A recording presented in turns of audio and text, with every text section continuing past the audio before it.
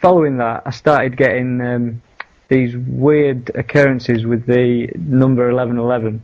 I don't know if do you know, have you looked into much with the 1111 yourself? Do you know about it? Yeah, definitely. Yeah. I mean, to set the groundwork for where I'm coming from, obviously I've got a few like facts here that I'd just like to say, because obviously it's the basis for a lot of my work. Yeah, sure. And obviously this number, this 1111 is it seems to work itself into a lot of things. I mean, predominantly the first thing is the universe itself, and obviously on the 11th of August 1999 at 11:11 a.m. there was a total solar eclipse that was observed through Europe. And if you move that further on the end date, December 21st, 2012, the end date of the main calendar, the winter solstice, which is when the calendar ends, is at 11:11 a.m. So I've heard. So obviously, so we've got this effect where the universe is ringing these numbers at us, you know, in accordance to consciousness and stuff. Yeah. And when you look at it in an astrological sense, with the precession of the equinoxes and the 26,000-year cycle of the Earth wobbling through the 12 signs of the zodiac, we're said to be moving into the new age of Aquarius, and Aquarius is the 11th astrological sign. And so, getting further into it, you look at the numbers of 2112, 2012, and you add all those numbers up, and you get an 11. And then you look into the sun, for instance, and the sunspot cycle, so 11 years. And basically everything that you can just keep finding these 11s out of things. And you could argue that, are you looking for them? But basically, when it's that amount of things within the universe, it's not like I'm looking for them, because they are there. Yeah. You can't deny that. And so then you start moving into the numerology of it. And for instance, if you get 1111 and you multiply it by 1111, you get the number 1, 2, 3, 4, 3, 2, 1. Which is a pyramid. Okay, so you've got a pyramid numerology that you can get out of the 1111. Backtrack on that a little bit and take it a little bit slower for us again. Okay. Yeah. Okay. Well, if you've got the time code 1111 and you multiply it by the same thing, so 1111 times 1111, you get the number 1, 2, 3, 4, 3, 2, 1. Okay. So if you imagine that as a visual, you've got a pyramid. So one step up, that's number 1. Then we have 2, that's 2 steps up. Is that what you're going at here? Yeah. So essentially, like, because you've got the 1, 2, 3, 4, 3, 2, 1. If you were to plot that on a graph, right, on an X and a Y, you'd have a pyramid. Interesting. So and the same decreases. So if you've got 111, and you times it by 111, you get 1, 2, 3, 2, 1. You get a pyramid, whichever way you look at it. Anything with a base of 1. Interesting. And so then, if you look at the 11 itself. And in binary, an 11 stands for a 3. So obviously you've got a trinity out of it. Do you know what I mean? So if you were to convert it to binary, it would mean it'd be 3. So essentially, then if you look at this idea of the trinity with it, you know 33rd degree Masons? And the number 33 that goes around? Obviously, if you turn that into the trinity and you divide 33 by 3, you get 11. That's interesting. Yeah, so you start like seeing these 11s, as I'm saying. So then you move on to recent events, and you get to September the 11th, 2001, right? And you realise that the building was stood like an 11. The two towers stood like an 11. Indeed. And then you've got 9/11, which is 9 plus 1 plus 1, which is 11. And then you realise that September the 11th was 111 days until the end of the year. And then you start thinking about the first plane that hit the World Trade Center, and it was Flight 11. There you go, yeah. Right, and the total number of crew on Flight 11 was 11. And then you look into it further, and the New York State was the 11th state of the US Constitution. Right, and so then you start thinking about where September the 11th stands in as far as years are concerned. And September the 11th, 2001 stands 11 years from 2012. Yeah. Right. And there's an author called Jose Arguelles. He wrote that from 1992 to 2012 would be in a period of May and No Time, the time of no time, which was a transition of the ages kind of period in which, basically world disasters and tension would be on the up and rise constantly. And this period of no time was 1992 to 2012. And so 9/11 in September the 11th, 2001, was 9 years from the start of no time, 11 years till the end of no time. So, synchronistically, it was placed bang on where, it should have been. So then you start thinking about, was 9/11 an event that was either, was it, as Jose Arguelles would put it, was it an inevitable event? Sorry, inevitable event. Was it designed by the universe for it to happen as it did? Yeah. You look into it further, and World Trade Center commenced building in 1966 and finished building it in 1977. So it took 11 years to create as well. Yeah. So you can move on from that and forget all that for the time being, and then you can get to September the 11th in history. And on September the 11th, 1990, at 9:09 p.m., that's 11 years prior to 9/11, George Bush Sr. made his very first speech entitled "Towards a New World Order" in the UN, at the UN. So this was 11 years prior. And then if you take that back 60 years, so you go back to September the 11th, 1941, you'll realise that 60 years to 9/11, that was when the soil was broken for the Pentagon. Pentagon, yeah, exactly. Yeah. And so you've got this date, September the 11th, again running through this kind of, the nasty war machine of America, if you want to call it that. Exactly. And so then basically there's something that happened much further back in time than that, and there's a book written in 1981, and it was called The Birth of Christ Recalculated, and it was written by a guy called Ernest L. Martin, and he claims to have calculated the exact date of Jesus Christ's birthday based on celestial charts for that era. Yeah. Basically, he's worked out with the famous Star of Bethlehem, which was, he worked out that essentially Jesus Christ was born on September the 11th, 3 BC. And this book was released in 1981. So, we've got another date there. And I think that is, sorry to interrupt there, but I think that's actually a key area to why we potentially are seeing so many things oriented around the 9 and the 11 September. Yeah. Definitely. Yeah, definitely. I mean, when it comes into other significant events, for instance, when you think about America and NASA and stuff, the very first shuttle that got to the moon was Apollo 11. Yeah, there you go. And then, for instance, in Great Britain, I'm sure I think it's celebrated around the world actually, but on the 11th hour of the 11th day of the 11th month, we celebrate Remembrance Day, in which we honour our war dead, but it's on an 11/11, and it's basically the Queen and a load of other people taking poppies to a cenotaph, which is an obelisk essentially. Yeah.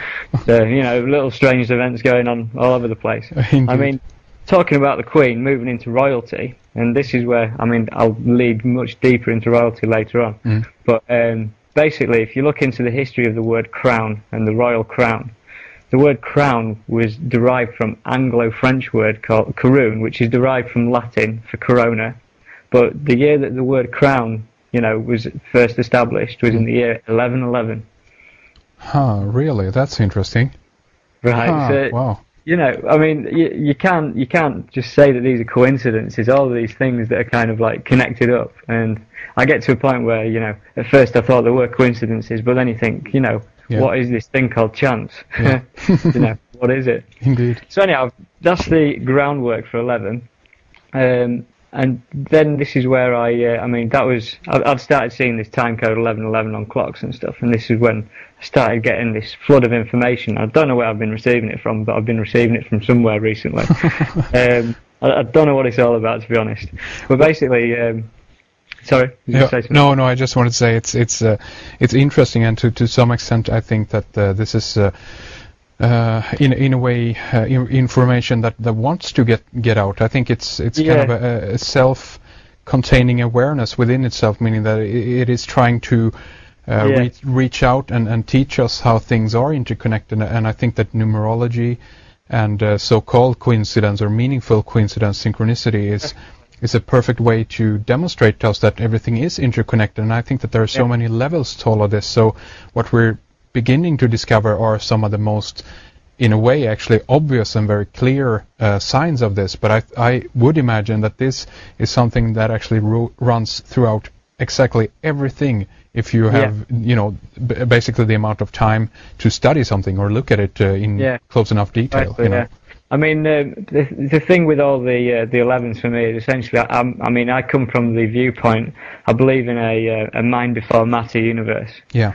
You know, everything stems from consciousness. Consciousness precipitates matter, not the other way around, as scientists would have you believe it. Yeah. And I mean, the way that I can, you know, kind of prove that to myself and hopefully to others is that, I mean, I don't mean to be crude about this, but when, for instance, a man is sleeping and he has an orgasm in the middle of the night, right, the process that's created that is not any physical action. It's all stemmed from thought. Yeah. And so if you think about that, then obviously that thought has then created the ability to create life. That's if right. you understand where I'm coming from. Oh, And yeah, so, definitely. Exactly. It's a very good point. That for me is the proof that everything is a mind before matter universe. You know, you can create life with thought. Yeah. And, you know, so that means that everything that you're looking at essentially is consciousness. And that's my way of like that's where I come from with a lot of this. And given the 11s, you know, connected with the Pentagon and connected with the 9/11 like World Trade Center disaster and everything, that to me is indicative of someone else trying to hijack consciousness. I don't know what it is, but for me, there seems to be some kind of other side of things that are hijacking this number for themselves. Actually, I mean, it's been bandied around the internet quite a bit, but if you shuffle the Olympics 2012 logo around, you can spell the word Zion. Indeed. And, you know, there's a lot of stigma against the word, and, you know, for no reason whatsoever. But obviously Zion stands for the term New Jerusalem. Yeah. And this got me, having seen the Ian Crane speech and everything, this got me doing my, essentially, you know, I had an urge to start my own research into this. I wanted to find out if what was saying could be proven, kind of thing. Yeah. And, first thing that brought to my mind was the poem by William Blake. And William Blake wrote a poem in the 18th century called Jerusalem. And there's a paragraph, the final like few words in that poem says, "I will not cease from mental flight, nor shall my sword sleep in my hand, till we have built Jerusalem in England's green and pleasant land." So basically, William Blake was a known 18th century esotericist with connections to the Freemasons. And, you know, he was famous for such pieces of artwork as Uriah and the Creator, which is a big picture of like kind of, you know, the Creator with a compass opened up like a pyramid. Just like, you know, Freemasonic symbology and stuff. Didn't he reference the Newton in regards to that painting? Have you heard about that? Yeah, there is the Newton painting as well, and Newton is kind of on the lurched over on the floor with his compass. Yeah, definitely. Yeah, That's a different painting of William Blake. It is, okay, yeah. But essentially in that poem, we'd got an acknowledgement from a guy connected with esoteric research that they were intent on building Jerusalem in England's green and pleasant land. And so, you know, we're thinking, like, when we talk about the Olympics 2012, we're talking about something that's been planned for hundreds of years, and there's a lot of proof that I've dug up that can show that. But basically, moving into the Olympic scene further, after this talk, and when I got back from this talk in July last year, the first thing that happened was there was a video released by the Olympic Committee, and this was a stadium design video. Welcome to the next stage in our journey to the Olympic and the Paralympic Games in London in 2012. And I will never tire of saying that. The Olympic spirit is about finding the best in ourselves. London 2012 will be that and more.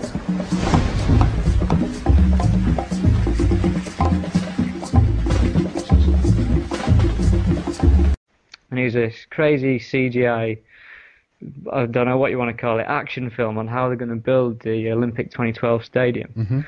And given what Ian had spoke about with aliens and Independence Day style spaceships and stuff, this has got it all in it. Basically, within 40 seconds of this video, there's 4 chimneys that stand like an 1111, but then it moves into the most significant symbology you could ever see with, like, you know, an Independence Day style mothership for a roof, little UFOs flying all around the London Eye, and then it ends up with robotic streetwalkers in the middle of London stomping around the place, all like towards the Olympic Stadium. I mean, it's pretty weird to watch it, and it's on my blog and it's on YouTube as well. If you just do a search for the stadium design video, you can see for yourself that there's definitely symbology in there, like, you know, whether you like it or not.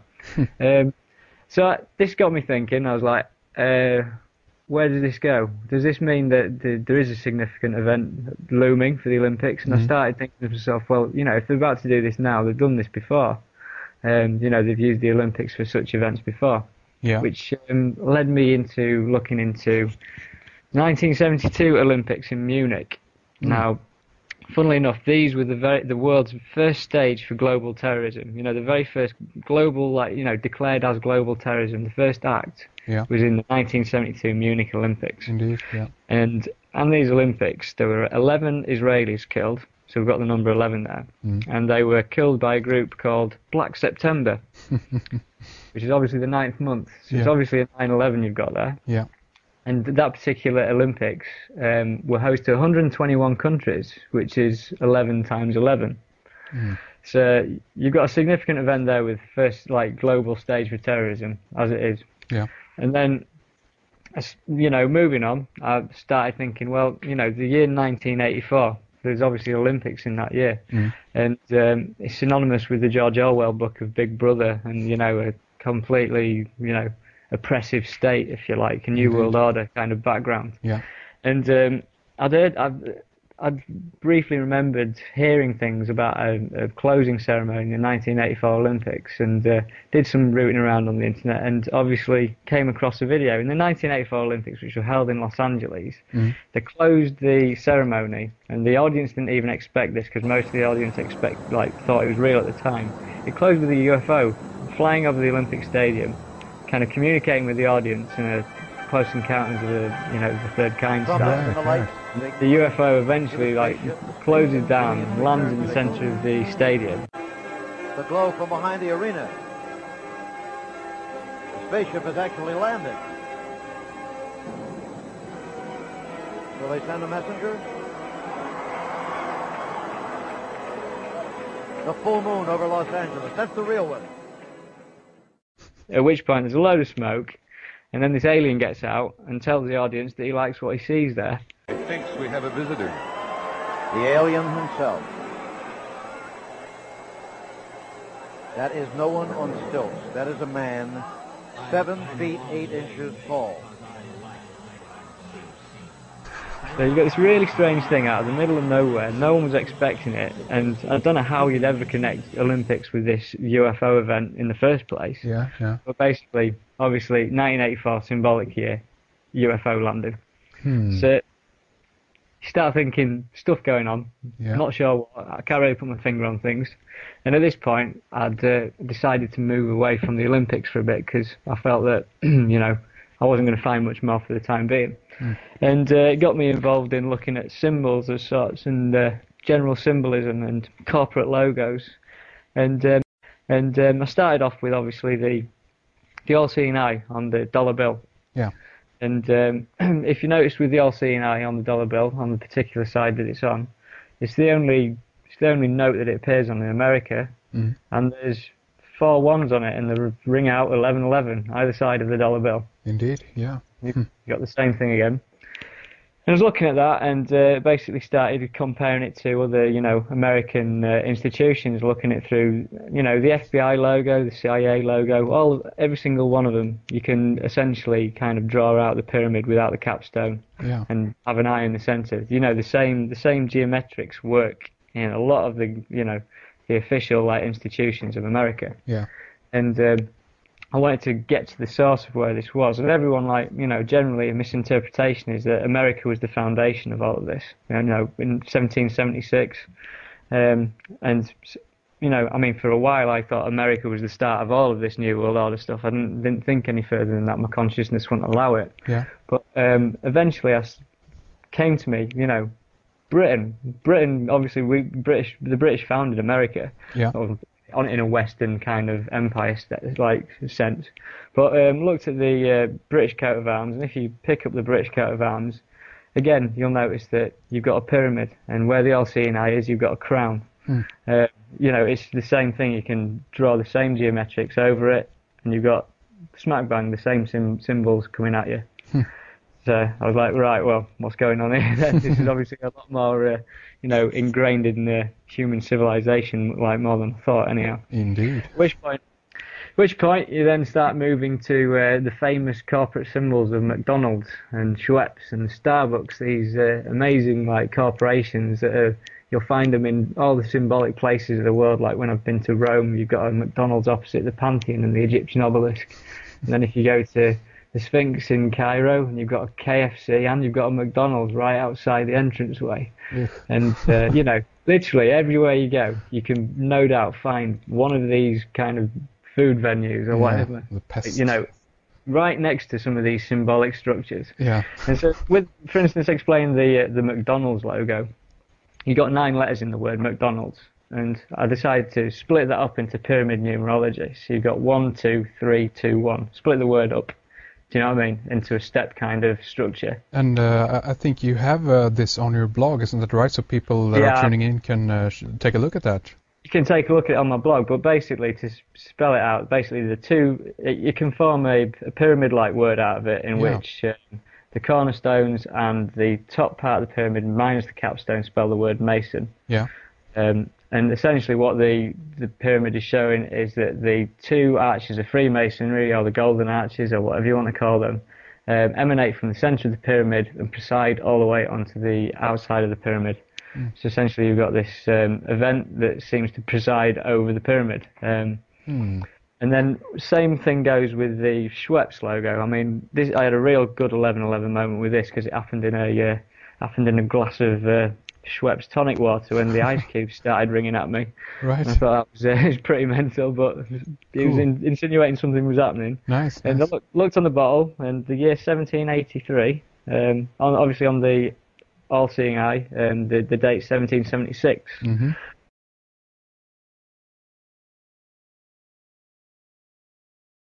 I was like, we're a bit close, we're a bit too close for comfort here. We're in the period of the Enlightenment, is what they call it. Yeah. And look at their logo, and it doesn't even take any deciphering this one. There's a pyramid with an angel on top, with a McDonald's-style M presiding over the pyramid. So essentially you've got more messianic imagery in the logo of a corporate symbol. You know, and all I can think is this company, Schweppes, they teamed up with Cadbury's. They're instrumental in destroying the health of the world because they create sugary drinks and, you know, aspartame-ridden drinks and everything that goes with it. And they're using this symbology. So you can look at that on my blog yet again because it's all on there. Very interesting. Get to Starbucks, and Starbucks, if you look at, when you're walking past any old Starbucks, you'll notice that the logo is 3 stars that make a pyramid. And the very top star is seated on top of a crown, which is essentially, you know, symbolic of the all-seeing eye. But underneath the crown is a woman, and that woman is Isis, so the Egyptian deity Isis. And essentially, what I've realised over the past few days is that what these logos are depicting is some form of messianic event. Yeah. And when you look into a book, there's a book called The Secret Teachers of All Ages from 1928. By Manly P. Hall. Indeed. And states Isis is sometimes shown standing between 2 great pillars of Freemasonry. Yeah. So deity Isis stands between these pillars. So on the McDonald's logo, where you've got the M and you've got the M coinciding on the top of the pyramid, and the same on the Schweppes logo, where you've got the angel stood on top of the pyramid, they're representing Isis. There's no other way of looking at it, in my personal opinion. Yeah. So basically, Isis is symbolic of the all-seeing eye. It's the same thing. Same as when you look in, for instance, into the Holy Trinity and stuff, and you've got the Father, the Son, and the Holy Spirit. Yeah. There's the evidence of the kind of, you know, the ever-looming one who sees everything but isn't quite there. Do you know what I mean? Yeah. So anyhow, this occult symbolism, it works on a dual level, you know, like optical illusions. For instance, you can now look at a picture and do you see the old woman or do you see the young woman? Yeah. It's got the duality, same as everything else when it comes down to religion. Yeah. Most people are tuned to see one thing, but it actually means another thing as well. But it depends which version you want to go with. There's two ways to look at it. And my opinion on everything with the occult is that it's working on a different plane outside of the 5 sense human reality. It's something that's working in the subconscious. Yeah. And going on that principle of mind before matter universe, when you're looking at this occult symbolism, and if one person is, say, looking at the Schweppes logo and they're drinking Schweppes and they're buying into this logo, they're buying into the brand, they're buying into all of it, they think they're just buying into a great drink, but they're also buying into this other thing. They're buying into this messianic event, and essentially if you think about this mind before matter universe, if this stuff, this occult symbology, is working on the subconscious, and it's working on the subconscious of a global population, then it's got the ability to still bring itself forward into matter. Do you know what I mean? So it's what you're saying is that with the help of all these knowing people, so to speak, this is propelled forward. Is that what you're saying? Yeah. For instance, like when someone goes to a McDonald's and they buy into the McDonald's, you know how clever they got that anyhow, because it's beautiful. Right. But when they're going in and they're buying those McDonald's, they're also, they're buying into the alternate thing, which is the symbol of, this messianic event on top of a pyramid. It's empowering it. It's giving it's building it into the subconscious, and that subconscious can precipitate into matter at the right time. And that's interesting, considering that many of these companies are so, they're global players. Some of these companies have bigger, a bigger economy and gain more money than certain countries do. Well, we've got no idea how they got so successful. There's no reason for it, to be honest, apart from that there's something else there working with them. You know what I mean? Do you also think that potentially this could work the other way around, meaning that human beings, since we've been subjected to, at least in the Western world, almost 1700 years of Christianity and so forth, that the reason also why they might want to pick a logo like this or have this message in the logo is that on some level this speaks to our unconscious. So people who are inclined to lean towards the Christian faith, for instance, are actually in some way kind of lured in by these kinds of symbols, and consequently they. Yeah, definitely. The thing that I'll draw upon later is that how this works with more than just Christianity. Because if Isis has many identifications, and she's got an identification as the angel Gabriel and the all-seeing eye and stuff. Yeah. But when we talk about this New World Order and the one world religion and the one world government, the angel Gabriel is the one figure that can unite Islam and Christianity, because both of them are dared to her as God's messenger. Mm-hmm. So when you're looking at implementing this New World Order, it's got to be something that combines these two religions. And that particular figure is that thing that can combine those religions. I'll touch on that in a bit anyhow. It gets deeper. I'll be telling you all it is in a minute. Sure. Go ahead, sir. Yeah. I'll give it a bit of time. I'll give you another 10 minutes. Sounds good. You know who it is. But anyhow, moving back to the Olympics logo and the Zion logo and the 2012 and stuff. Basically, there's a little bit of research. There's stuff on the net about this as well. The company who created that logo was a company called Wolf Ollins. It's a brand agency. And this brand agency was set up by a chap called Wally Ollins, and this man was responsible for branding corporate Europe. So basically, GE Capital, all these logos that have kind of, sunk into the subconscious of sorts, these are all created by this man called Wally Ollins, who created the 2012 logo as well. And it turns out his dad was a Freemason. Nice. So the chances are that, there's an interview online where he references his dad trying to get him to be a Freemason. He never actually says whether he is or not, but the chances are it's in the family. And, there's these messages in the logos that this man's produced. It's a Freemasonic branding, company for corporate Europe. Yeah, wow. Essentially. Really interesting. Sorry, yes, I wanted the name there again. Wally Ollins, is that right? Wally Ollins. Right, yeah. Thank you. Okay. Wallyollins. Perfect, thank you.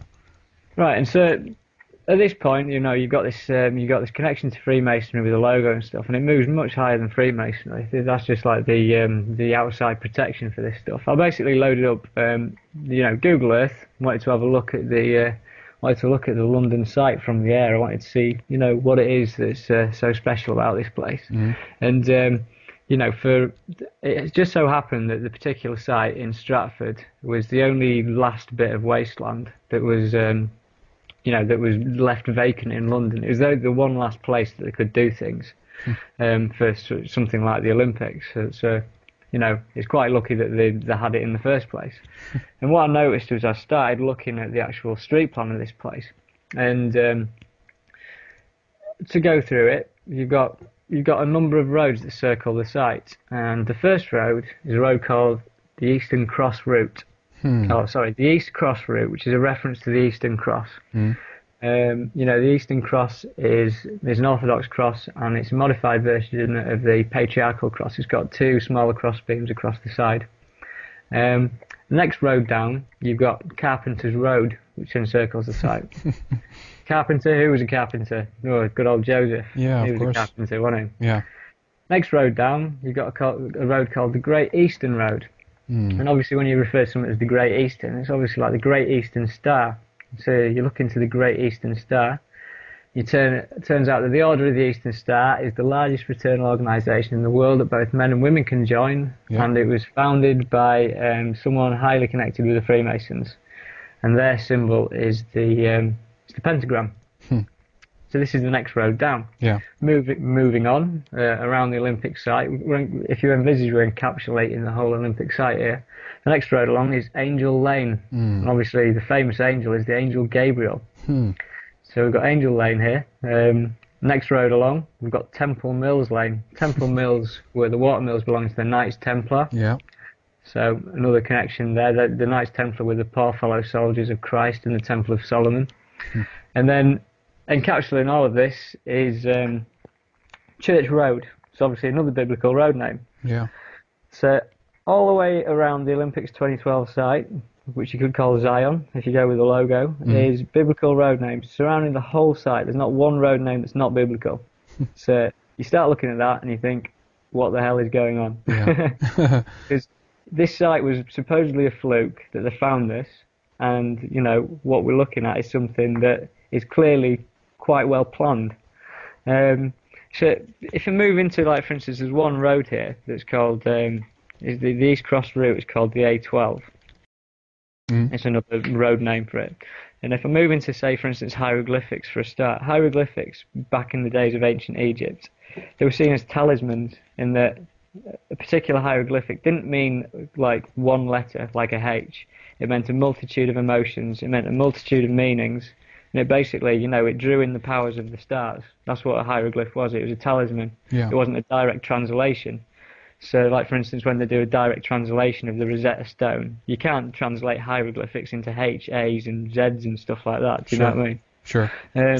So basically, if you think of this idea of hieroglyphics as talismans, power of the stars embedded in this symbol, if you want to call it that, and then everyone assumes that the English language moved on from that, and that our letters just meant letters, just to spell words out, and that there weren't symbols at all.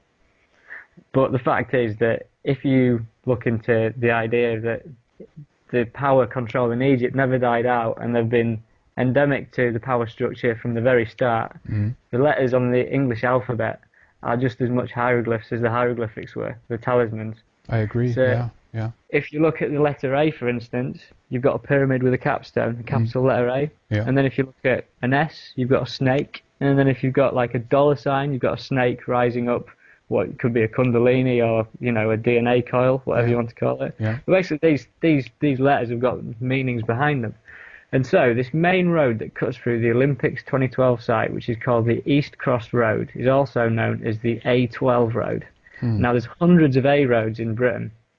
And so what are the chances that of all the roads that cross through it were an A12 road, a Pyramid 12 road?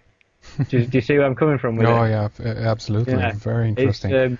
It's pretty strange that one road, you know, this is what I'm saying, coincidence is this load of rubbish that this is coincidence. It's not coincidence whatsoever. No. And then you look into the situation of where it's situated in London and Eastern London, and you'll find that it's in two areas. It's separated between Leighton and Leytonstone. And I don't know if you're aware of what a ley line is, but basically, of course, yeah. Yeah, if you look into this, the Olympic site is bang on where two lane lines cross over. So we're on about something that's connected to the energy grid of, you know, the world, like the lifeblood of the earth, if you want to call it that. Nice. Interestingly enough, before when we commenced work on the Olympics 2012 site as well, I mean, I got this information off a chap on a message board, but he basically said that they'd organised a massive rave on the Olympic 2012 site, in which no doubt there's a lot of government-sponsored drugs out there and a lot of energy being given off. And if you think about these energy lines, and they're inviting people to have raves on these sites, alongside holding some of the biggest like competitions in the world ever. Think about what's happening with all that energy. Oh, Where yeah, is of that course. going? It's probably being fed into the system somewhere. And I think that's I mean, there's a lot of for instance, as far as UFOs are concerned and stuff like that, if you look into UFO sightings and stuff, a lot of them can be attributed to being near ley lines and stuff, because obviously a UFO isn't necessarily something that's definitely fixed in our particular 3D world, something that can be obviously of another dimension of sorts. Yeah.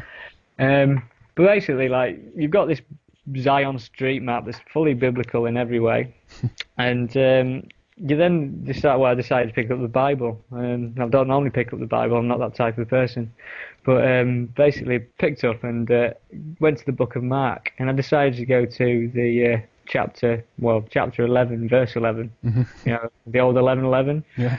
We got this passage here. Then Jesus went into Jerusalem and into the temple and looked around at everything. Since it was already late, he went out with his 12 disciples to Bethany. So we've got a mention of Jesus entering Jerusalem. Yeah. Which is obviously Zion's the New Jerusalem. And it says that since it was already late, he went out with his 12 disciples to Bethany. Right next to the Olympics 2012 site, down a Roman road, is a place called Bethnal Green.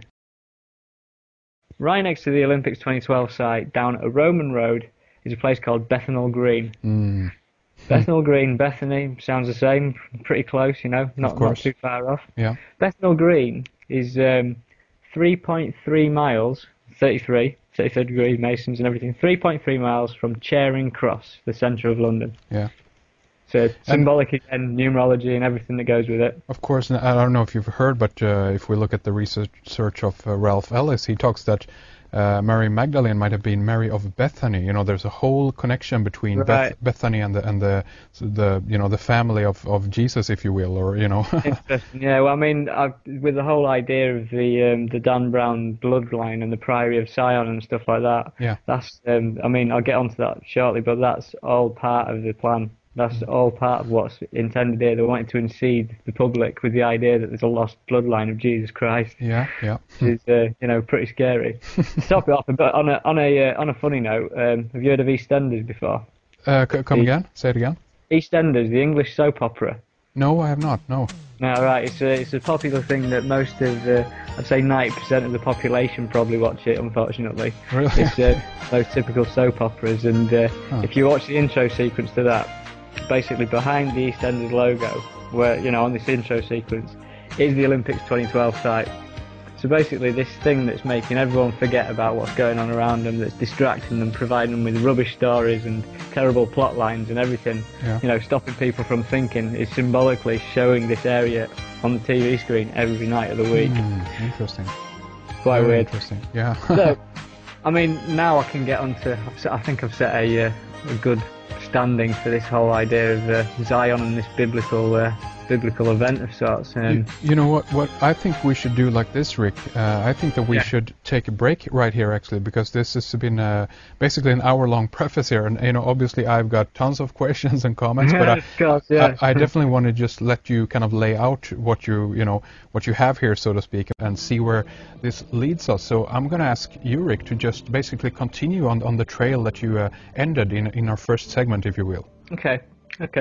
Right, well, obviously we've laid out a ground plan with a street map of, the Zion Olympics in 2012, like biblical road names left, right and centre, symbology and symbols and everything, it's all over the place. So I sat down and I started thinking to myself, so what is going to happen? Obviously this is something that's clearly been in the making for, I mean, I'd presume that those roads have been named them roads for over 100 years, because the street map hasn't changed in that time. And so what I started looking into was the idea of the Trinity, because obviously the pyramid numerology and everything gets involved in all of this, and obviously I think there's a lot to be answered for in there. And so obviously the precession of the equinoxes is a 26,000 year cycle, in which a roughly 26,000 year cycle, and takes just over 2,000 years to transition into a new age. Obviously 26,000 years through 12 signs of the zodiac, and that's about 2,100 for a new age. And obviously, with the dawn of Christianity under Jesus, we entered the age of Pisces, which was symbolised by a fish. And prior to that, under the age of Aries, we were symbolically represented with Moses and his ram's horn. Yeah. So, you know, and we're reportedly moving into the 11th astrological sign of Aquarius, which is the water bearer. And so you start looking into religion as a whole, and you realise that every time that there's, you know, one of these kind of, you know, transition of the ages, if you want to call it that, Yeah. there's almost like a new Trinity event, which finds itself, you know, radically shaping the landscape. So, for instance, the last Trinity event we had essentially was the Jesus, Joseph, and Mary, who had been touched by the angel Gabriel. Trinity, and obviously in Christianity as a whole you've got the Holy Trinity, which is the Father, the Son and the Holy Spirit, which is symbolic again for the angel Gabriel. Hindu religion, we've got Brahma, Vishnu and Shiva. The Jewish Trinity, which essentially not as personified but was Moses, Ark of the Covenant and the temple. And then obviously moving into the human body, we've got the spirit, body and soul. You know, we've got it all, but the fundamental trinity of the ages, like that started it all, was the Osiris, Isis and Horus connection. Yeah. Obviously Osiris and Isis, mother and father, giving birth to Horus, who was essentially the personified, and it was the sun. But so, given that we've got this 1776 on the gold, the Great Seal on the dollar bill starting at 1776, we've got the Latin of Novus Ordo Seclorum, and it's literally Latin for New Order of the Ages.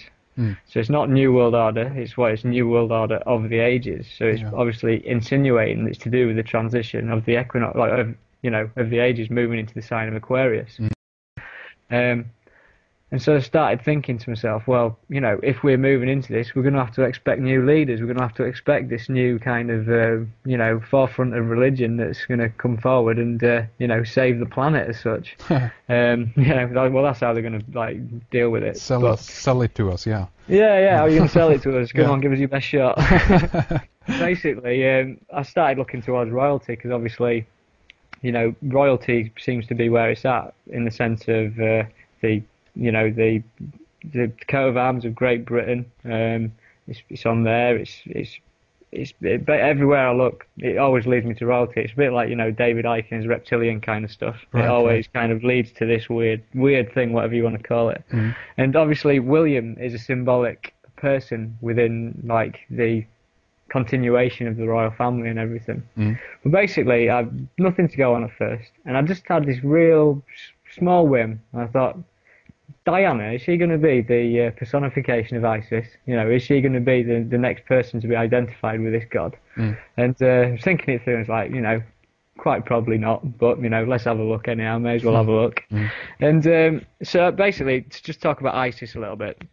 Isis is a moon goddess, symbolised by the moon, and she can be identified with the Greek god Artemis, she can be identified with the Roman god Diana, and the angel Gabriel, which is the Holy Ghost. And she's always the third in the Trinity. You know, she's the apex of the pyramid. Yeah. She's the all-seeing eye, and this is correlated because if you watch, for instance, the film Constantine with Keanu Reeves, I only watched this the other week, but there's a scene in there where there's a particular actor who plays the angel Gabriel, and Keanu Reeves walks up to her and he says, "What have you been seeing with your all-seeing eye of late?" Yes, I spoke with the bishop. Yes.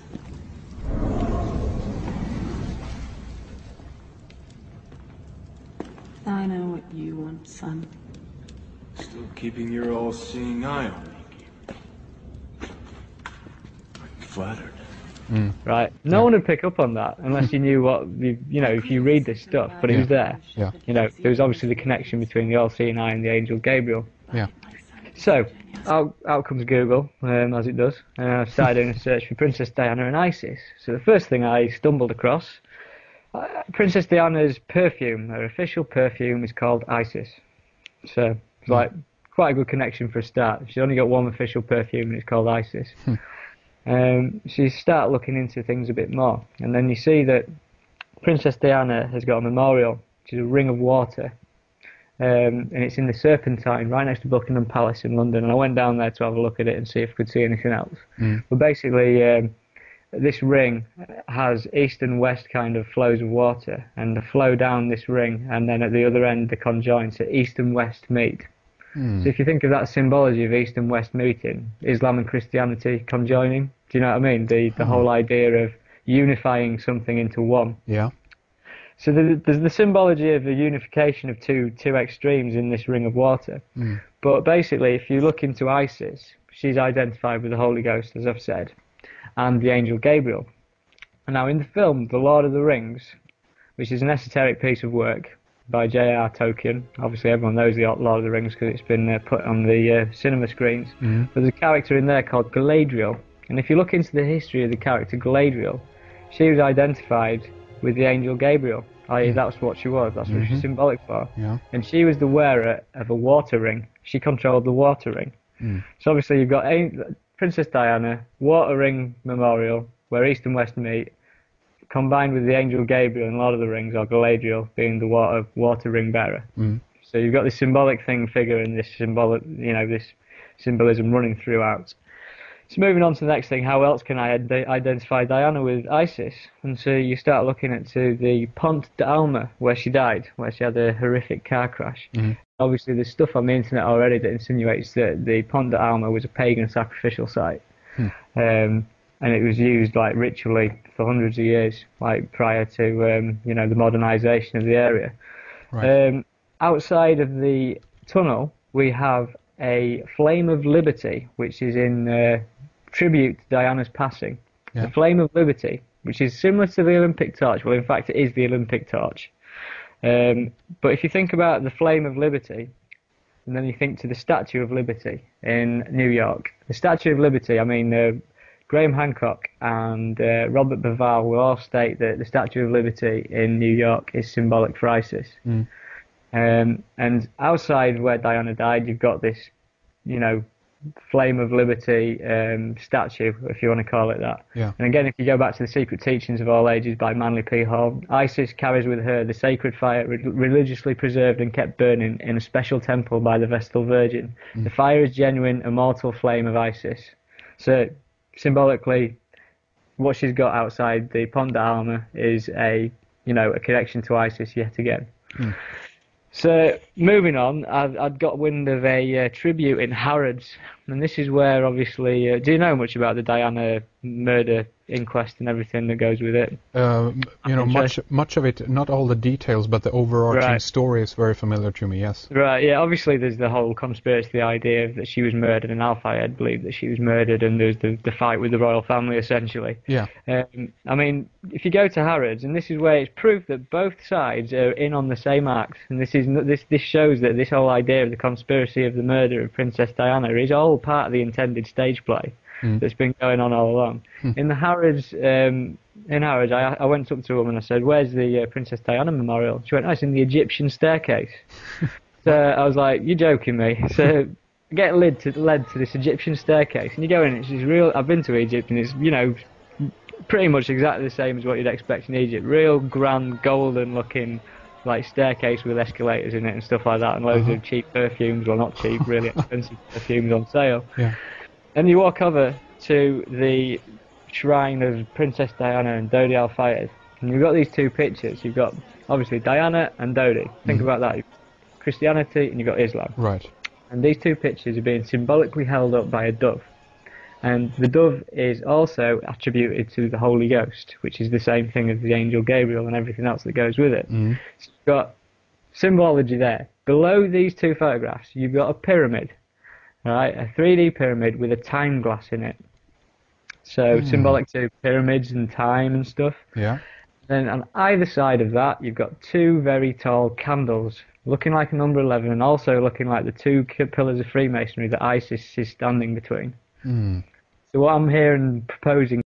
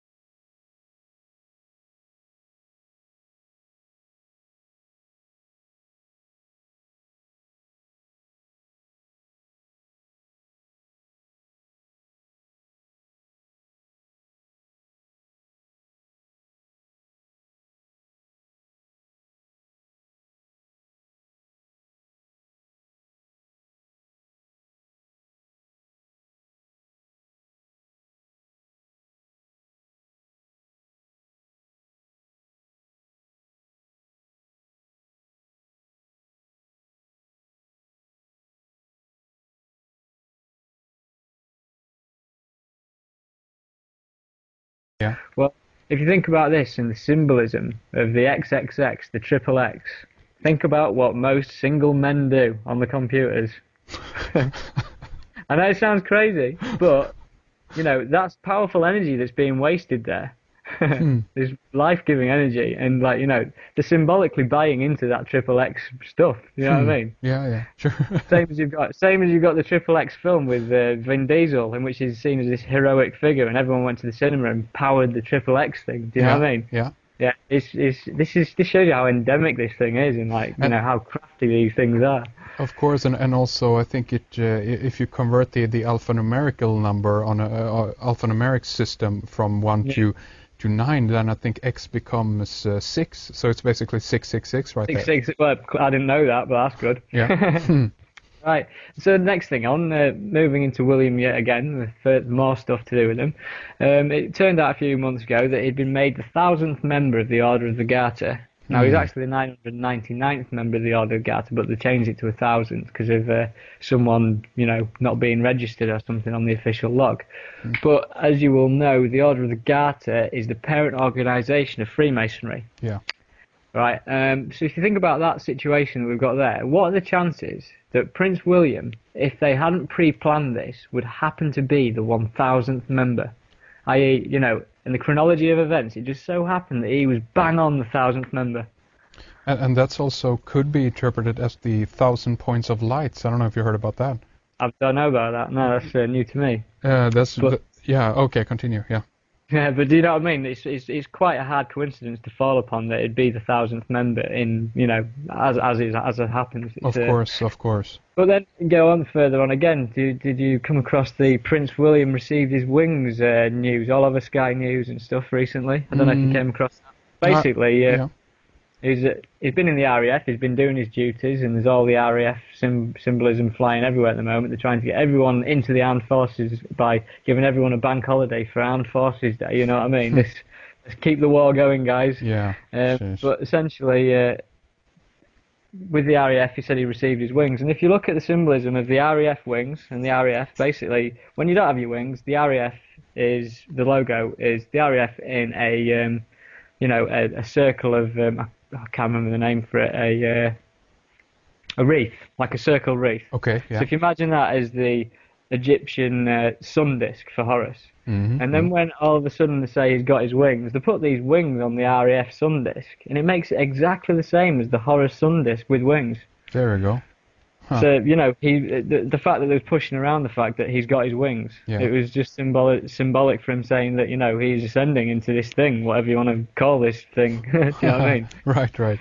But, I mean, here I am again saying that Prince William is, as I said, with the Dan Brown book and the Da Vinci Code and everything that goes with it, they're trying to get the masses to believe that there's a lost bloodline of Jesus Christ, and there might be. But what I'm saying is they're trying to get everyone to accept that. And so when Dan Brown's book, which was a terrible book, written really badly, but obviously interesting story, when everyone from, you know, like your 60-year-old woman who like doesn't get out much to your Benidorm crew or whatever in Spain, when they were all like running around reading this book going on about it, they were all having the seed implanted in their head that there's a lost bloodline to Jesus Christ. Yeah. And you think about the idea of the Priory of Sion. This thing is all to do with the Sion Olympic Games. Yeah. It's all part of the same thing. But moving on, obviously the last thing symbolic with the Queen as well is that it's a Diamond Jubilee in 2012. So they're going to be, really? They're going to be, which is a lot of celebrations. Yeah. But moving on, moving on as always. Olympic bid 2012, the London Olympic bid. We received it, and we received confirmation on July the 6th, 2005. The International Olympic Committee has the honor of announcing that the Games of the 30th Olympiad in 2012 are awarded to the city of London. The day after was the 7/7 bombings of London, but on that particular day, everyone, the news would have us believe, was full of like positive energy that Great Britain had won the Olympic Games. I mean, I think there's probably only about 2% who were bothered about it, but the media would obviously tell you that everyone was, you know, going out and getting drunk about it, but essentially no. Yeah. But what they didn't tell you, and it's been covered up by the news, but it's on the internet, but it never got covered in News 24 or whoever, whatever you watch. Basically, on the same day that London bid was won for the Olympic Games, right, there was a huge, well, I don't know what you want to call it, massacre on the island of Haiti, in which 24 people confirmed dead after more than 300 heavily armed UN troops carried out a major pre-dawn military raid in Cité Soleil. So what happened was the UN troops, which is supposed to be a peacekeeping force, not something that goes out and actually, you know, does stakeout operations on drugs barons. Yeah. They did this pre-dawn military raid in which they killed 24 innocent people, right? And there's a lot of people looking into this. But what is symbolic is the place where it was. It was in Cité Soleil, which is Sun City, right? Yeah. Gets even weirder. It's one of the poorest communities in Haiti. It's one of the poorest communities in the Northern Hemisphere. It's got endemic AIDS, you know, poverty, everything. People are starving in this place because of the way that it's, essentially it's been crippled by the power structure. Yeah. But basically, it's one of the poorest communities, as I've said, and it's in a place called Port-au-Prince. So it's Prince, Port, Sun City. On the same day the Olympic bid was won. Yeah. So what I'm saying is that symbolically you've got Prince and Sun, and then you've got this thing that I've connected with Prince William. Was this another thing equally like buying into an event with such a negative, horrible event in which the UN massacred loads of people, or 24 people? Its symbolism is right through it, and it gets even worse because basically the UN Colonel Marino suggested that ballistic tests can be done on the dead, and he said records from the Medicine Without Borders shows an influx of civilian casualties starting at 11 a.m. The numbers are on the Wikipedia page, so 11 a.m. brought in. And then you look into Port-au-Prince itself. Port-au-Prince celebrated its independence 200 years ago. I don't know what it celebrated its independence from because it didn't seem to get any better. But the bicentennial monument that they erected in the independence of Port-au-Prince just so happens to be a pyramid without a capstone and an Olympic flame at the top. Oh, nice. Right. So I don't know what that's saying, but you've got Sun City with a prince and you've got a pyramid with an Olympic flame on the same day the Olympics 2012 bid was won. My that God. doesn't happen. That doesn't happen. You know, it just doesn't happen. Too much in there. So obviously getting into touchy areas and stuff here because it's pretty dark, really, when you think about it. I mean, moving into the Olympics 2008, I found this out recently. The 2008 logo, have you seen the Beijing 2008 with the little guy and his wobbly legs? I've seen that, yes, yeah. Doesn't look very much like an athlete, but, given it's the Olympics and stuff. But it just so happens that if you decide to compartmentalise this logo into 4 different sections, it spells the word Zion. Really now? What are the chances that 2 Olympic logos in succession, both can easily spell the word Zion without any form of trickery? You know what? I'm looking at that as we speak here. I'm looking at your post about this, and that is incredible. Did you decipher that, or did you pick up that from somewhere else? I just deciphered it the other day. Wow. Just having a look at it and just saw it, and I couldn't believe what I was looking at. That's really interesting. I'm going to have this picture up on the website or link up this posting here of the blog so people can take a look at that. And that is really interesting. Wow. Obviously, you've got the slogan, One World, One Dream, for the Beijing 2008 Olympics. Doesn't that sound like a New World Order slogan to you? Indeed. Yeah. And so anyhow, this goes on further because there's more symbolism to do with the Olympics 2008. Yeah. Basically, on the 11th of November 2007, so that's 11/11, they released 5 mascots, right, for the Beijing Olympics. And these are weird little mascots that all got pyramid-style hats on. And essentially, each of these mascots correlates to a colour ring of the Olympic logo. You know, we've got the green, orange, red, black and blue rings, and each of the mascots correlate to one of these. They've all got their own colour. And essentially what you're looking at here is, if you take it back to the main calendar, and you've got the 26,000 year cycle, and essentially the Mayans believed that within that cycle there was 5 separate cycles of 5,100 5,150 years. I can't remember off the top of my head. Yeah. But basically, they stated that at the end of each world, a particular one of the 5 elements destroyed that world and then created it again. You know, it restarted itself. Indeed. So there's like 4 destructions and moving into another cycle of sorts. Yeah. And I was looking at this, and there's one of the blue character, which is the last ring in the Olympic logo. The blue character is symbolic for water. It's called Baby. It's a weird little critter. I don't know what you want to call it. Yeah. But it's symbolic for water, strong in water spots, and she reflects the blue Olympic ring. And this is the only of the 5 characters that's got a spiritual third eye. Yeah. So I'm thinking, why has this got a spiritual third eye? And then you think about this Diana's ring of water, and then you think about this spiritual third eye in the mascot, and you think of water obviously is symbolic for Aquarius. There's this idea that we're moving into this blue ring of the Olympics, if you know what I mean. Yeah. I mean, to explain this better, those Olympic rings for me are the 5 cycles of time from the main calendar. Only one's connected to another. And it's almost like there's the transition stage where the two rings meet up. If you understand what I'm trying to say. Yeah, that's very interesting. Yeah. And so when, for instance, you've got a set of films like by J.R. Tolkien, the Lord of the Rings, what it really means is the Lord of the Cycles of Time. Yeah. Right. And so then when you think about the trilogy, you had the Fellowship of the Ring, which incidentally opens up with Gandalf's birthday on the 111th birthday, 111, which is obviously a pyramid number. You've got Fellowship of the Ring moving into the 2 towers. Sounds symbolic to World Trade Center, if you like. Yeah. Moving into Return of the King.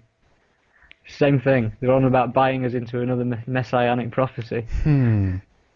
So, do you know what I'm saying about this symbolically ring cycle thing? It's all basically insinuating that throughout the cycles of time, something has had control of everything. And what I'm trying to propose is that when, for instance, in Egypt, they pretty much know that the Grand Pyramid, the Great Pyramid, started fully formed as such, and then the Egyptian civilization went into decline from there and after. All the pyramids that followed it were in like disrepair. They don't stand the test of time, if you know what I mean. Yeah. And obviously, everyone believes that preceding or before that, there was obviously the Great Flood of sorts. You know, potential like the Great Flood, which essentially came after the destruction of Atlantis. So what I don't know too much about Atlantis myself, except it's supposed to be a highly technological, like, you know, civilization of sorts. Indeed. But if you think about these cycles of time, Atlantis was destroyed. The same power structure, whatever, managed to survive it anyhow because they had the technology to survive it, and then they restarted again straight with the pyramid back into the next cycle. Well, there you go, and I think that's an extremely interesting point because to some extent we can, I mean, to some extent we can say that we are in kind of, to some extent we can say that we are in kind of that technological advancement, as it were, right now, and we're also kind of approaching it. It's the speed up of the thing, and it's like, you know, we're going to be like at the peak of our, you know, civilization, as it were, or whatever you know we want to call it. And I think at, you know, basically at the same time as everything is, you know, the technological singularity, call it what you will, this kind of the high point of our achievement. At the same time that we actually reach that pinnacle, we could potentially also kind of fall again, so to speak. And this could be a moment, and this might, you know, where we'll be around 2012. I don't know. Yeah. I mean, where I can take this now after this.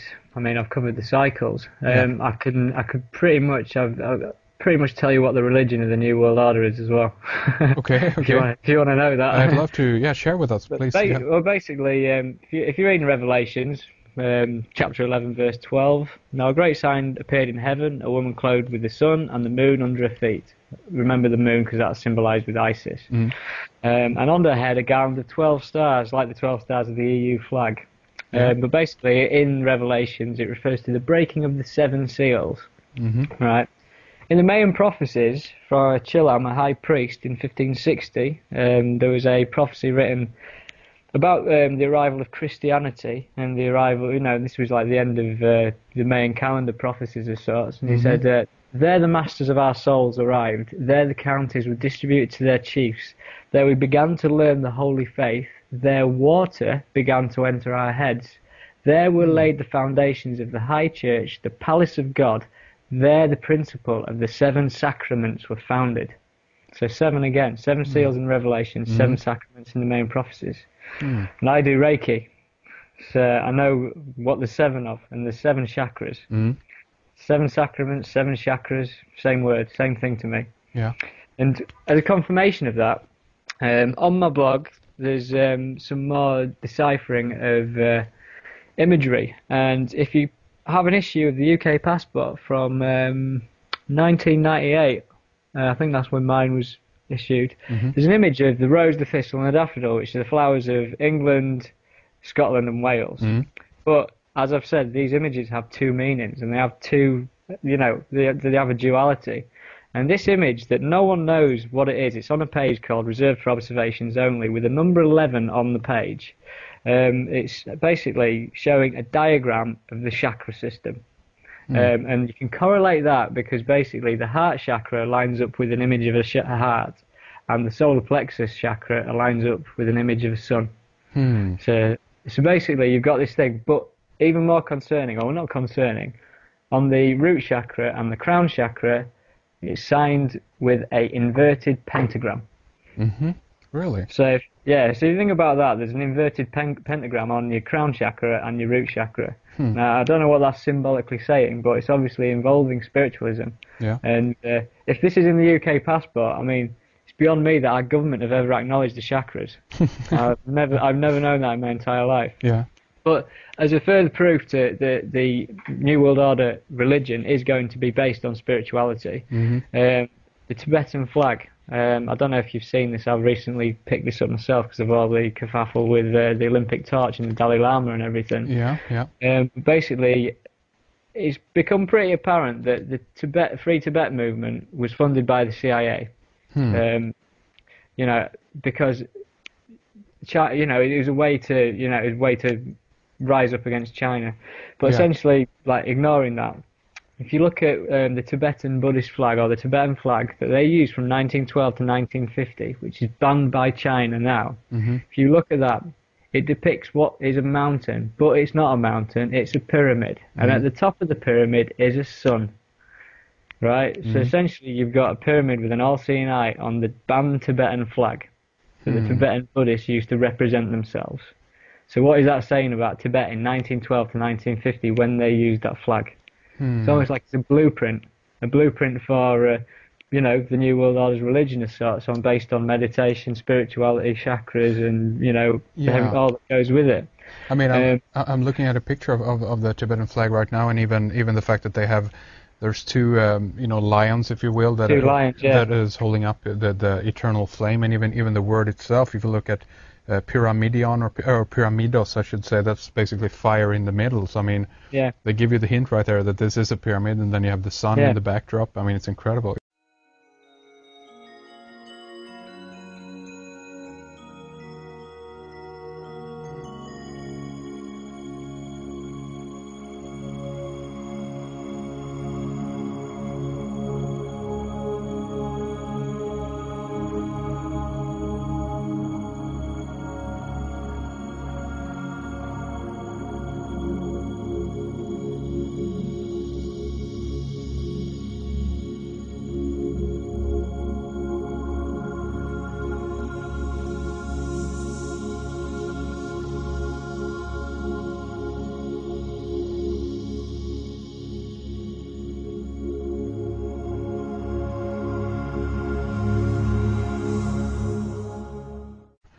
Yeah, you see what I'm saying? Yeah, of course, yeah. So you've got this thing, and I've got a recent picture of the Dalai Lama sat giving a press conference, and his head was aligned perfectly with the back of that sun.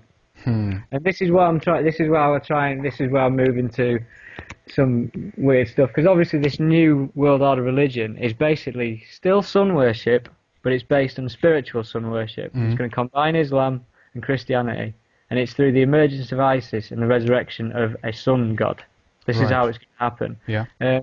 But the thing is, obviously, New Age talk conspiracy theories, and all of this stuff that's put out there. These are low-level distractions and stuff. And obviously, the New Age spirituality movement, it's not a bad thing in itself, but essentially, if you look at where it probably started from something very different to what we expect. Mm-hmm. Do you know what I mean? This whole moving into the age of Aquarius and the whole New Age stuff. Well, of course. I mean, from my point of view, at least at this point, from what I've picked up on so far, this is the reason also for why they are reverting back to all of these, esoteric, some would say even pagan if they come from a Christian background, what have you. But the reason for it is that I think that there is a spiritual truth in many of the methods, so to speak, that they actually use to control people, meaning that there actually is something real to this.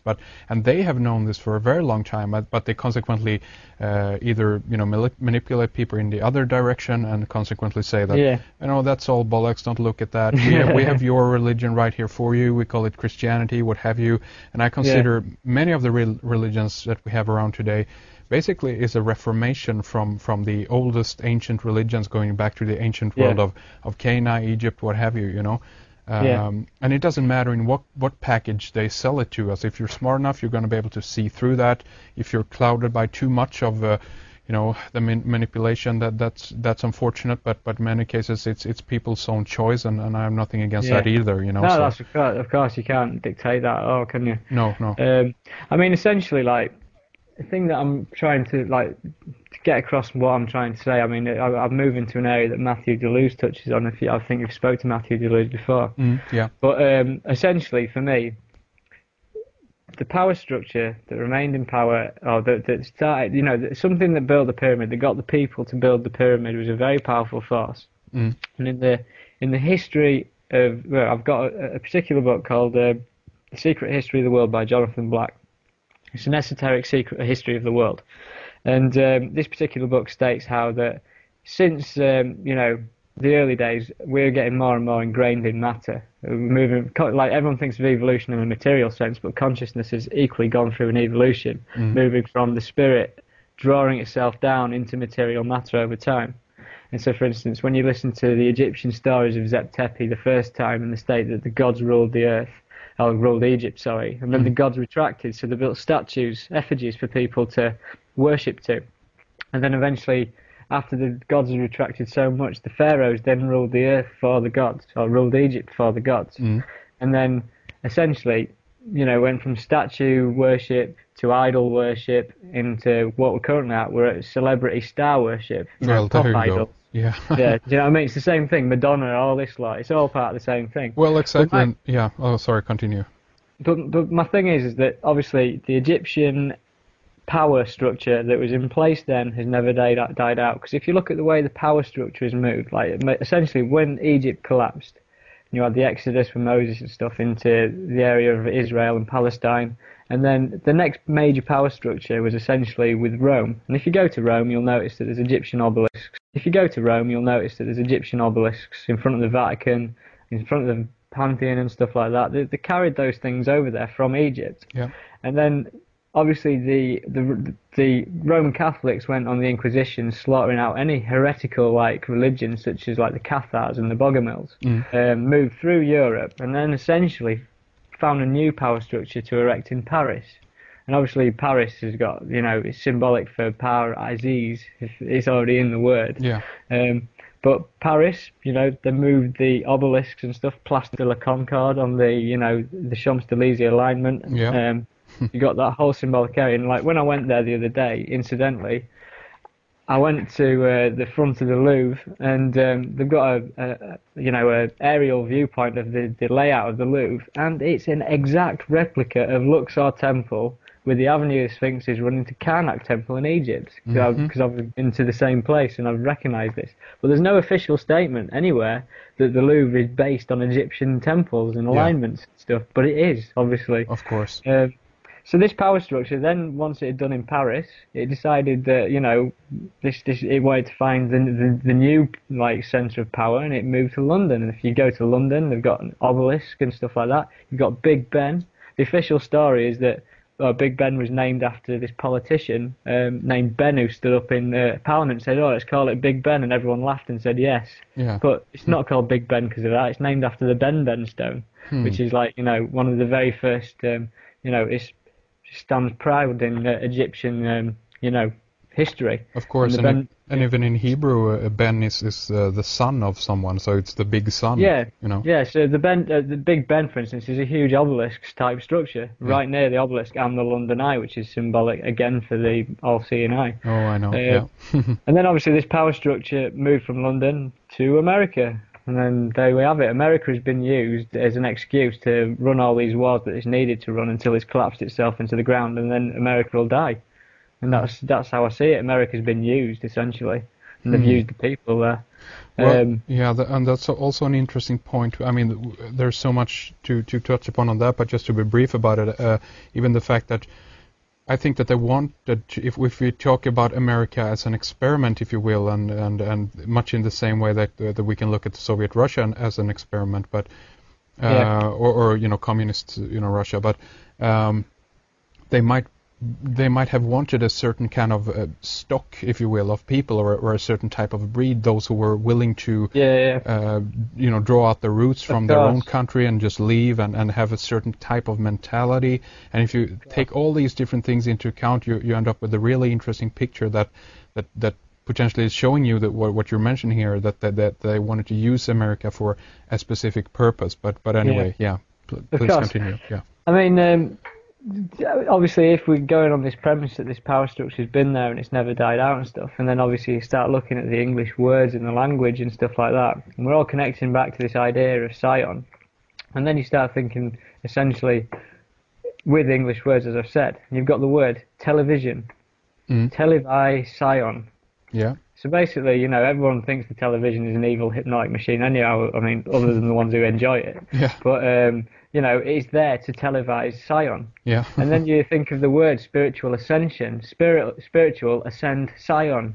It's the same, it's in the words of what we use. Yeah. Like, do you know what I mean? Yeah. It's endemic and it's there, you can't get away from it. Of course. And vision or Sion, that's even the eye in there, because it has to do with visualization or to see something, so. Yeah. But this is where, like, I can start to, like, wrap this thing up slightly. Yeah. Is that if you look at it, it starts becoming apparent that it's more to do with just, like, for instance, it's more to do than just someone hijacking a power structure and keeping it like in control. It's almost like it's to do with material reality itself.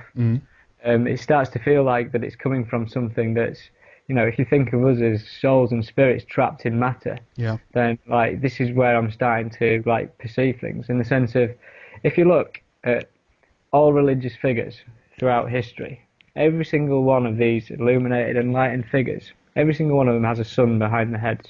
Yeah. Right, so sun worship, again. Yeah. And Christmas, for instance, you can't get away from Christmas. I mean, Matthew Deleuze talks about this stuff, and I recommend listening to Matthew Deleuze because he's a very intelligent man and he's a very, very special man.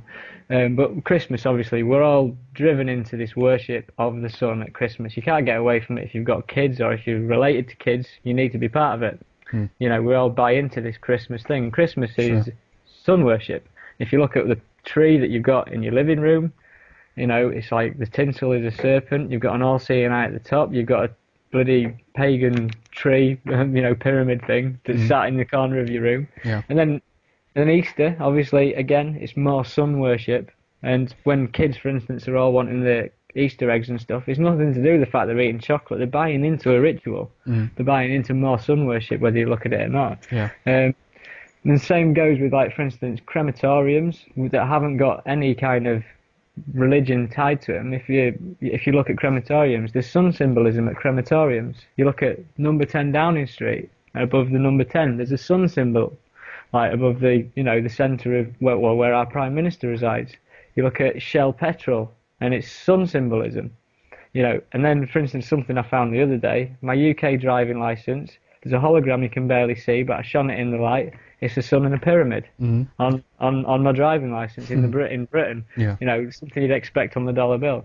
And So all I can say is that essentially with this symbolism, when people don't realise what they're looking at and what they're buying into, this stuff is like taking spiritual energy away from them. I.e., it's, you know, they don't realise what it's doing. I don't know how to really put that into words, but it's like we've only got our five senses, and like we're aware of everything within those five senses. But much like with the, you know, the light spectrum, we're not aware of what microwaves and X-rays and infrared rays and everything are doing. There's stuff we don't understand, and like our five senses are a filter. Yeah. And it's almost like that these symbols that have all been like fed with energy from, you know, if it was like a talisman, like they feed the energy from the stars in ancient Egypt, that's how they used to do it.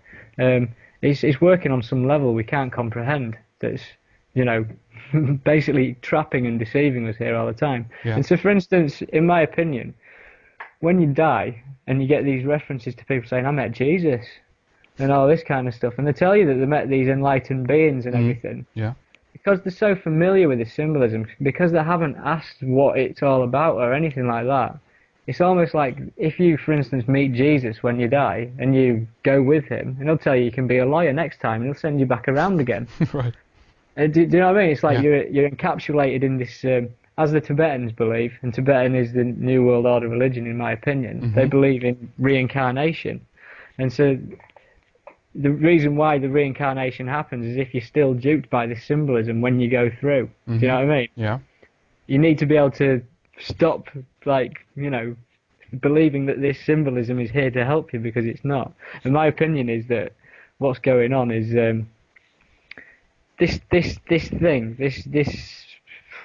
this material reality, whatever we're relating, it's much like the Gnostics believed, and in the sense of the Gnostics believed that there was a creator of the material universe, but they never ever, like, you know, saw their creator as the supreme being or the god, if you like. The Sure. creator was a malevolent force of sorts, keeping us all entrapped in this matter, Yeah. preventing us from being what we really are.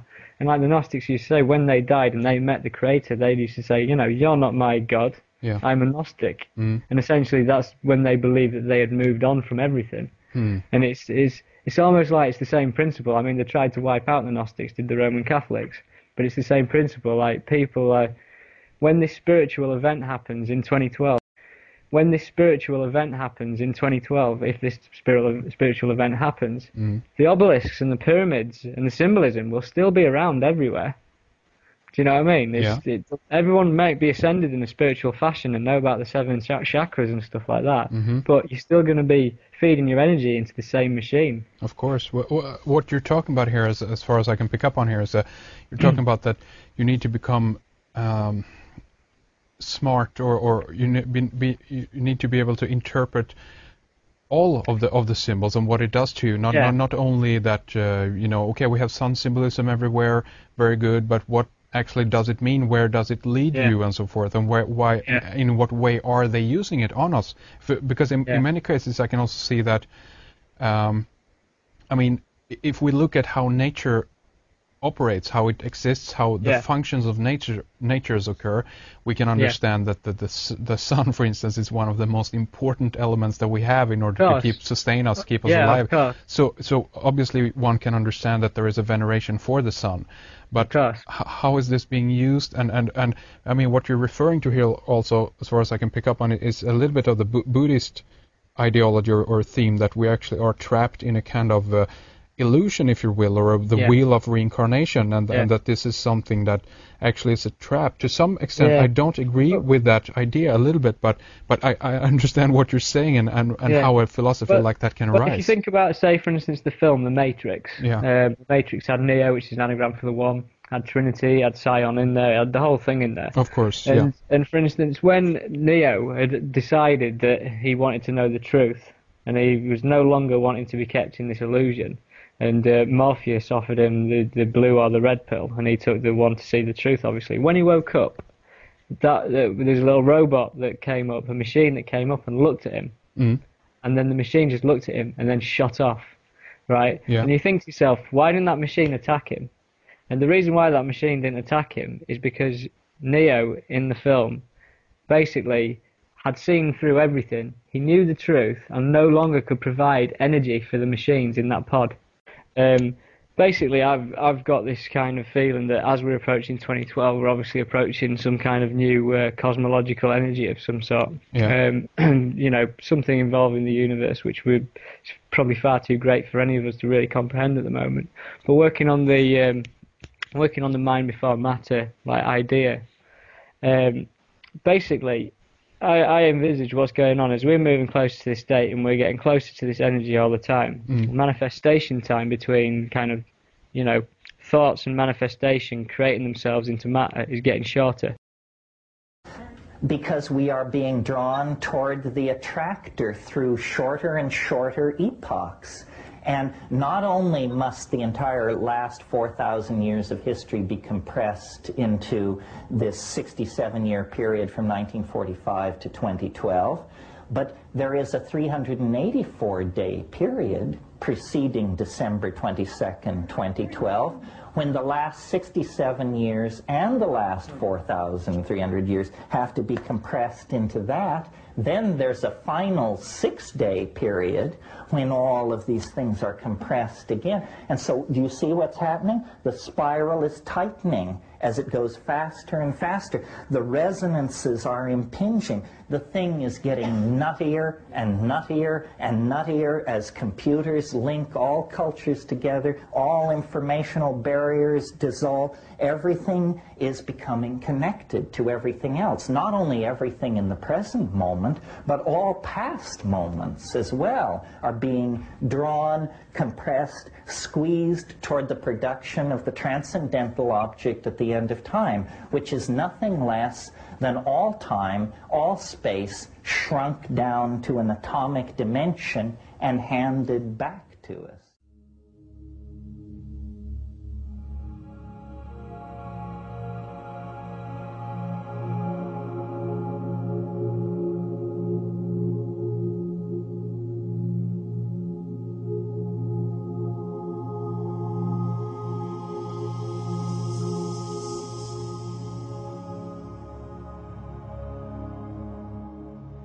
So, do you understand what I'm saying? Yeah. The spirit, the gap between consciousness and material bodies are closing up, and so eventually we'll be able to create our reality a lot quicker than we currently do. If you look at what's going on, for instance, in Indiana Jones, the symbology all over that film for 2012. There's the main calendar. They don't acknowledge it, but he's rocking on the main calendar in that film. There's loads of other stuff that coincide with the main prophecies and stuff. And the same goes is like when I was on my trip down to Paris the other week, and I was driving down the M1 in Britain, and the first motorway service station I got to, I walked to the shop, and I went in there, and there's this big pile of books on offer, and the books that they sell in motorway service stations are terrible. They never give you any knowledge whatsoever, not good for anything, but there's just one book on offer. And I went over to it, and it was a book all about the end of the world in 2012 on the main motorway of like Britain's motorway in one of the shops, one of the main shops that you get on the service stations. And I've got this feeling that what's going on as we're getting close to this energy, and as we're getting this gap between kind of thought and, you know, manifestation of matter is getting shorter. There's a particular force out there that's trying to implicate that 2012 is going to be a huge disaster. And for instance, next year, the man who released Stargate and Independence Day is releasing the film 2012.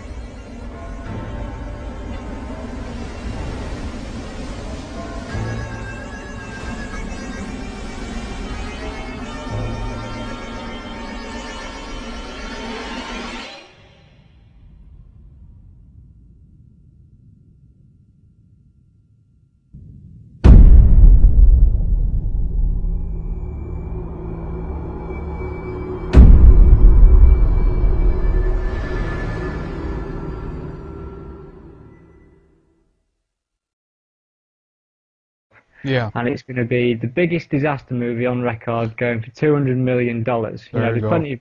plenty of starving people in the world, but we can spend $200 million on this film. Oh, of course, no And problem. Sheesh. and yeah, and what this film is going to perpetrate, and everyone on the bloody planet is going to know about 2012 for being a disaster. So if what I'm saying is this idea of a mind before matter situation, if the general population are all believing that 2012 is going to come around and it's going to be a disaster, our consciousness could end up manifesting that for us. And the problem we've got is obviously that the people in power have the the technology to survive such a thing, and the general population don't. It's all about the manifestation of a disaster that they're trying to swing their way by putting out this information to the public. Do you understand what I'm saying? Of course. One quick question there is, if they're at the same time are trying to put, Prince William up as the new Messiah, if you will. Yeah. Are they at the same time also trying to destroy everything that they are building up here then around 2012? Well, the interpretation I've got is that in between this 2008 and 2012, because obviously the two logos contain the word Zion, there's going to be a lot of things happen in between those 4 years. We're not just going to end up with one event. It's going to be a sequence of events continually. Yeah. And I believe for anyone to be implemented as king of the world, which I think they're aiming for, you know, you're going to have to touch people, and those people are going to they're going to have to have been stretched. Do you know what I mean? They're going to have to be on an emotional knife edge to believe everything that they're seeing. Yeah. That's all I can say, is that I do believe that in the run-up, like for instance when you've got Prince Charles beaming himself into the EU via holographic technology, yeah, there you go. and stating stuff along the lines of that he knows for a fact that in 18 months' time we're going to have a sequence of mega disasters all around the world. How does that man know that that is going to happen? Did he say that? Yeah, he did say it. He said it about 2 weeks ago. Really? No. Yeah, do a search for Prince Charles, natural disasters, 18 months, and you'll probably find it straight away. Okay, I will do that. That's very interesting. Okay. But how does this man know that? Do you know what I mean? It's scary. Well, he's at the potentially at the top of the pyramid. You know, who knows? He's Osiris, isn't he? Well, exactly. There you go. Exactly, he is. No, I mean this is. There's so many people also that have been looking at Prince William and that come from this from a different angle and so forth. And I mean I definitely see that there's something there. I mean there's incredible stuff going on the symbolical level, and yet I always try to, or rather I kind of move back towards the other perspective. Okay, is this something? Is there an archetypal image within civilization of man that right now always kind of strive for the Trinity, and whatever people that are in a position to represent this Trinity are going to be put forth as such, and those who are smart enough to pick up on this can see it? Or is this a totally manipulated thing from day one, going in, this is what we're going to do, and this is where everything leads? What do you think about that? As far as I'm concerned, we never really chose our royal family. So as far as like people pushing these forwards as these archetypes, I don't see that, because they seem to have claimed this land without any real justification. Yeah, of course. So I perceive this as something that's been hijacked. You know what? I mean, obviously, all of this could be at the very least just my creative brain coming up with a brilliant story. I think, I mean, I agree with you on one level. I always keep the other door open, but that doesn't mean that I reject either one of the theories. I'm totally for with what you're saying here. I mean, it's I totally agree. It's I mean, it's incredible when you think about it. And you know what? I want to do like this. I want to give you a proposition here, so to speak. I want to have you back on the program, and because we actually have gone through basically 2 hours now, I think that this is a good amount of information for this time. So what do you say, Rick? Are we up for a part 2 here in a while? Yeah, that's fine. No worries. I'm up for that. Okay, great. Because there's so much more to talk about. But okay, let's begin to round things up here, because this has been very interesting, and I think that what you managed to do here also in a way is to kind of take a lot of the material that is out there. You know, there's basically this is the grand, you know, idea of what is happening in, you know, within one perspective. If you collectively bring in a lot of different research, I don't know how you have come up with a lot of these answers, but I'm certainly familiar with a lot of the concept that you present, and this I would reckon at least are building upon other people's research, like, you know, everyone from Jordan Maxwell to, you know, as you said, Manly P. Hall, to Graham Hancock, to Matthew Deleuze, to, you know, there's tons of people out there, right? Yeah. Yeah. I don't know the first name that he presented, but Graham Hancock, Matthew Deleuze, obviously Ian Crane, and just, general reading, Daniel Pinchbeck and stuff. Of course, but I mean, it's a culmination of everything, isn't it? It's the way we're all working, we're building up on each other. Exactly, that's right. It's a convergence of information. And I must mention, the reason I mentioned Jordan Maxwell, the name that you didn't recognize, is that a lot of his research is featured in Zeitgeist, and unfortunately they didn't even mention his name once in that film. I mean, really? No, they've had over 2 million viewers. I mean, so probably more so far. And if they just even would pop out his name there, I would be so much more happier. It's a personal hero of mine, and you know, research Jordan. Write up the name Jordan Maxwell and take a look at some of the videos that you're gonna find on Video Google and stuff like that, because it's brilliant research there, you know. So. We will talk more soon, and we'll stay with me here, Rick, and we'll talk more off air, okay? Okay, cool, brilliant. Thank you very much for joining us. Welcome to the next stage in our journey to the Olympic and the Paralympic Games in London in 2012. And I will never tire of saying that. The Olympic spirit is about finding the best in ourselves. London 2012 will be that and more.